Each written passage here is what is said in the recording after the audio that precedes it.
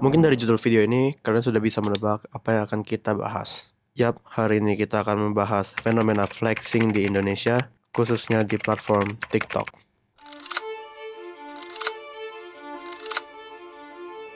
Kalau iri bilang bos.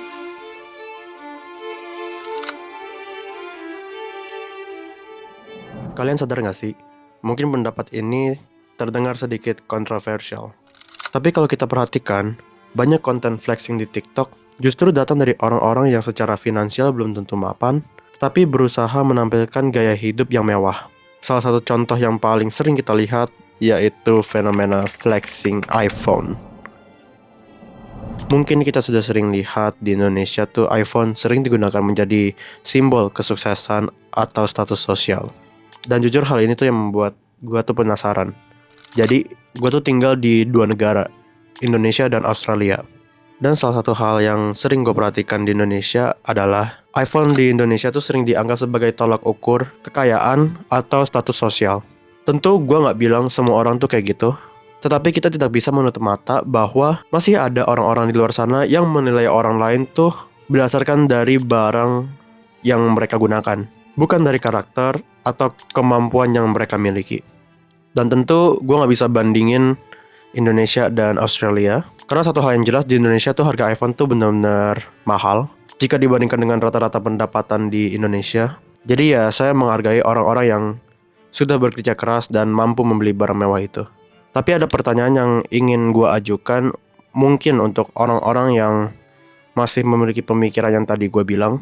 Kalau tujuan utama lo beli barang itu supaya lo terlihat keren, atau supaya lo mendapatkan validasi dari orang lain, apakah itu benar-benar mengubah hidup lo? Mungkin iya, tapi apakah sifatnya jangka panjang? Belum tentu sih. Gue pakai iPhone 16 Pro, dan gue beli iPhone ini waktu iPhone ini baru rilis. Jujur apakah gue bangga punya iPhone ini? Ya tentu, karena pada saat itu iPhone ini adalah iPhone yang terbaru. Tapi lama-kelamaan gue sadar bahwa rasa bangga itu pasti akan hilang. Sekarang iPhone 18 aja udah mau keluar. Karena kalau gue terus ngejar iPhone baru contohnya, supaya bisa dapat validasi dari orang lain, ya kapan selesainya? Menurut gue, kebahagiaan yang bergantung dari validasi orang lain itu tidak akan pernah bertahan lama. Karena in this case, akan selalu ada barang yang lebih baru, lebih mahal, dan lebih mewah. Kalau kita terus mengejarnya, pasti nggak akan pernah cukup.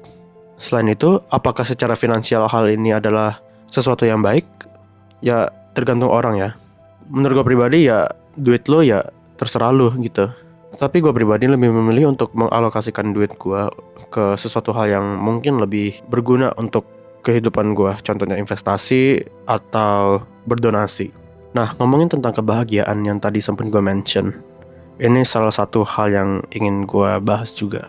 Tentu kebahagiaan untuk setiap orang tuh berbeda-beda. Tetapi coba teman-teman berpikir, kalian tuh lebih memilih kebahagiaan jangka pendek, contohnya kayak tadi yang gue mention, kebahagiaan yang bergantung dari validasi orang lain, atau kalian memilih kebahagiaan jangka panjang? Tentu pasti maunya jangka panjang dong. Menurut gue, kebahagiaan jangka panjang untuk gue tuh adalah kalau gue tuh bisa membuat orang lain tuh bahagia. Or kata lainnya, gue bisa memberi dampak kepada orang lain. Istilahnya gue tuh bisa memberikan impact kepada orang lain atau masyarakat.